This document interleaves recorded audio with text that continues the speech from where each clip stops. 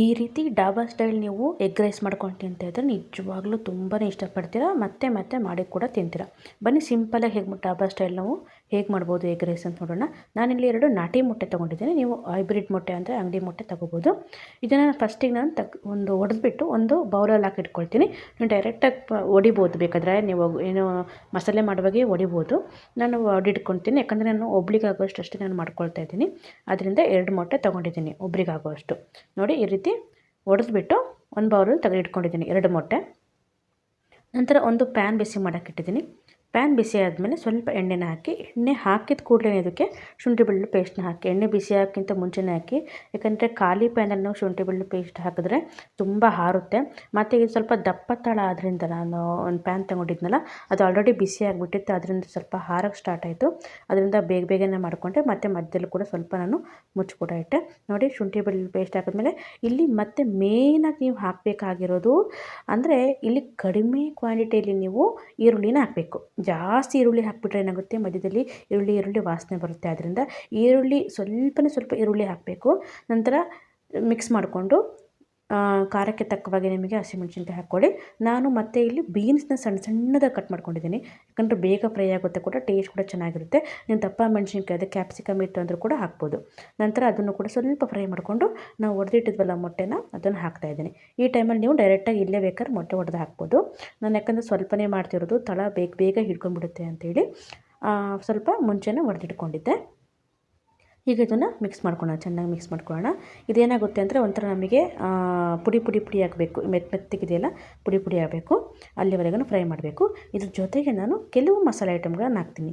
ಇಲ್ಲಿ ನಾನು ಹಾಕ್ತೀನಿ 1 ಟೇಬಲ್ ಸ್ಪೂನಷ್ಟು ನಾನು ಚಿಕನ್ ಮಸಾಲನ ಹಾಕಿದ್ದೀನಿ. ನೀವು ಚಿಕನ್ ಮಸಾಲೆ ಬೇಡ ಅಂದರೆ ಗರಂ ಮಸಾಲ ಹಾಕ್ಬೋದು, ಅದೇ ಚಿಕನ್ ಮಸಾಲೆ ಹಾಕಿ ತುಂಬ ಚೆನ್ನಾಗಿರುತ್ತೆ.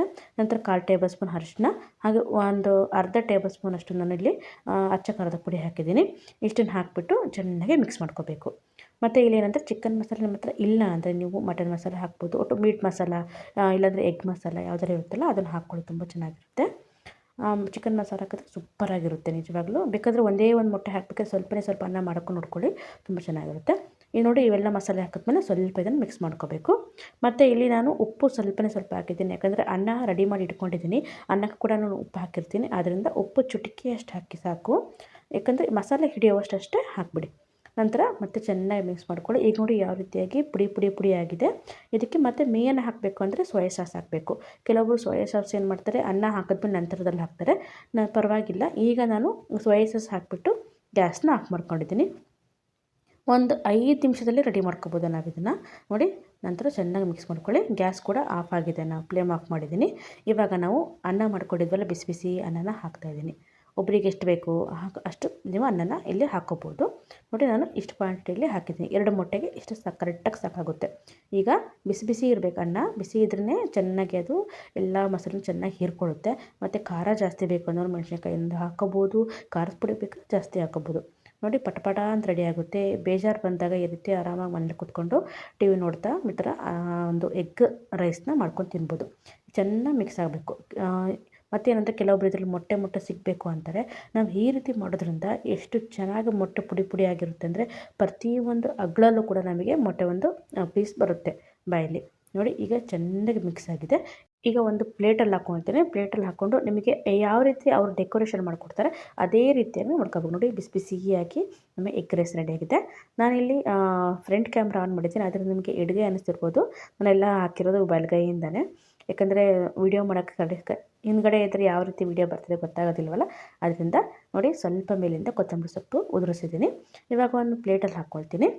ತುಂಬಾ ಘಮ ಅಂತ ಬರ್ತಾಯಿದೆ ಮತ್ತು ಬೇಗನೆ ರೆಡಿಯಾಗುತ್ತೆ. ಇವಾಗ ನೋಡಿ ಒಂದು ಪ್ಲೇಟ್ ತೊಗೊಂಡಿದ್ದೀನಿ. ಪ್ಲೇಟಲ್ಲಿ ಈಗ ನನಗೆ ಎಷ್ಟು ಬೇಕು ಸ್ವಲ್ಪ ಅಷ್ಟು ಹಾಕ್ಕೊಳ್ತಾ ಇದ್ದೀನಿ. ನೀವು ಕೂಡ ಇದೇ ರೀತಿ ಮನೇಲಿ ಮಾಡ್ಕೊಂಡು ನೋಡ್ಕೊಳ್ಳಿ. ನಿಜವಾಗ ಬೇರೆಯವ್ರಿಗೆ ಯಾರ್ಯಾರು ಮಾಡ್ತೀರಾ, ನೀವು ಮಾಡಿ ಹಾಕ್ತೀರಾ ಅಂತ ಹೇಳಿದ್ರೆ, ಮಾಡಿ ತಿನ್ನಿಸ್ತೀರಾ ಅಂತ ಹೇಳಿದರೆ ಅವರು ಕೂಡ ನಿಮ್ಮ ಫ್ಯಾನ್ ಆಗೋದು ನಿಜವಾಗ್ಲೂ ತುಂಬ ದೊಡ್ಡ ಗ್ಯಾರಂಟಿ ನಾನು ಕೊಡ್ತೀನಿ ನಿಮಗೆ. ನೋಡಿ ನಂತರ ಒಂದು ಪ್ಲೇಟಲ್ಲಿ ಹಾಕಿಬಿಟ್ಟು ಮೇಲಿಂದ ಇನ್ನು ಸ್ವಲ್ಪ ಈರುಳ್ಳಿನ ಹಾಕ್ತಾಯಿದ್ದು. ಈರುಳ್ಳಿ ಸ್ವಲ್ಪ ಉದ್ದುದ್ದ ಕಟ್ಬಿಟ್ಕೊಳ್ಳಿ, ತುಂಬ ಚೆನ್ನಾಗಿರುತ್ತೆ. ನೋಡಿ ಮತ್ತೆ ನಾನು ಹೇಳ್ತಾ ಇದ್ದೀನಿ, ಇದು ಬಲಗೈಯಿಂದ ನಾನು ಹಾಕಿರುವಂಥದ್ದು. ನಾನು ಫ್ರಂಟ್ ಕ್ಯಾಮ್ರಾ ಆನ್ ಮಾಡ್ಕೊಂಡಿದ್ದೀನಿ. ನಂತರ ಸ್ವಲ್ಪ ನಿಂಬೆಹಣ್ಣನ್ನು ಹಿಂಡ್ತಾ ಇದ್ದೀನಿ.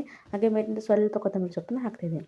ನೋಡಿ ಕೆಳಗಡೆ ಅವ್ರೇನು ಮಾಡ್ತಾರೆ, ಅಂಗಡಿಯಲ್ಲಿ ಕೆಳಗಡೆ ಒಂದು ಸಣ್ಣದೊಂದು ಕವರ್ ಹಾಕಿರ್ತಾರೆ, ಅದೊಂದು ಮಿಸ್ ಆಗಿದೆ ಅಷ್ಟೇ. ಇದರಲ್ಲಿ ಬೇರೆ ಎಲ್ಲ ಸೇಮ್ ಅವ್ರು ಯಾವ ರೀತಿ ಕೊಡ್ತಾರೋ ಅದೇ ರೀತಿಯಾಗಿ ಟೇಸ್ಟ್ ಇದೆ. ನೋಡಿ ಕಾಣ್ತಾ ಇರ್ಬೋದು ನಿಮಗೆ ಎಷ್ಟು ಸೂಪರಾಗಿ ಕಾಣ್ತಾ ಇದೆ.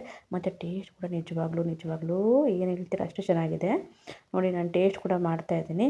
ಒಂದು ಸ್ವಲ್ಪ ಬಾಯಿಗೆ ಹಾಕಿದ್ಮೇಲೆ ಅದು ಒಂದು ಸ್ವಲ್ಪ ಅದು ಅಗಿಬೇಕು. ಅಗಿದ್ಮೇಲೆ ಅದರ ಟೇಸ್ಟ್ ಏನು ಅಂತ ಗೊತ್ತಾಗೋದು ನಮಗೆ. ನಿಜವಾಗ್ಲೂ ನೀವು ಕೂಡ ಈ ರೀತಿ ಮನೇಲಿ ಒಬ್ಬರೇ ಇದ್ದೀರಾ, ಇಬ್ಬರು ಮಾಡ್ತೀರಾ ಅಂದ್ರೆ 4 ಮೊಟ್ಟೆ ಹಾಕಿ, 3 ಜನಕ್ಕೆ ಮಾಡ್ತೀರಾ ಅಂದರೆ 6 ಮೊಟ್ಟೆ ಹಾಕಿ. ಈ ರೀತಿ ಒಬ್ರಿಗೆ 2 ಮೊಟ್ಟೆ ಅಷ್ಟು ನೀವು ಹಾಕಿ ಮಾಡಿಕೊಂಡ್ರೆ ಸೂಪರಾಗಿರುವ ಎಗ್ ರೈಸು ಮನೆಯಲ್ಲಿ ಒಂದು 5 ನಿಮಿಷದಲ್ಲಿ ನಿಮಗೆ ರೆಡಿಯಾಗುತ್ತೆ. ಹಾಗೂ ಯಾರೆಲ್ಲ ನಮ್ಮ ಚಾನಲ್ ನೋಡ್ತಿದ್ದಾರೆ ದಯವಿಟ್ಟು ಸಬ್ಸ್ಕ್ರೈಬ್ ಮಾಡ್ಕೊಳ್ಳಿ, ಲೈಕ್ ಮತ್ತು ಶೇರ್ ಮಾಡಿ. ತುಂಬ ವಿಡಿಯೋಗಳನ್ನು ಹಾಕಿದ್ದೀನಿ, ಸಪೋರ್ಟ್ ಮಾಡ್ತಾಯಿರಿ. ಹಾಗೂ ಫೇಸ್ಬುಕ್ಕಲ್ಲಿ ನೋಡ್ತಿರೋರು ದಯವಿಟ್ಟು ಫಾಲೋ ಮಾಡ್ಕೊಳ್ಳಿ. ನೋಡಿ ಈ ರೀತಿಯಾಗಿ ಎಗ್ ರೈಸು ತುಂಬ ಸಿಂಪಲಾಗಿ ಹಾಗೂ ಕಡಿಮೆ ಟೈಮಲ್ಲಿ ನಮಗೆ ಎಗ್ ರೈಸ್ ರೆಡಿಯಾಗುತ್ತೆ. ಹಾಗೂ ನಮ್ಮ ವಿಡಿಯೋ ನೋಡಿದ್ದಕ್ಕೆ ತುಂಬ ಹೃದಯ ಧನ್ಯವಾದಗಳು. Thank you. Bye bye.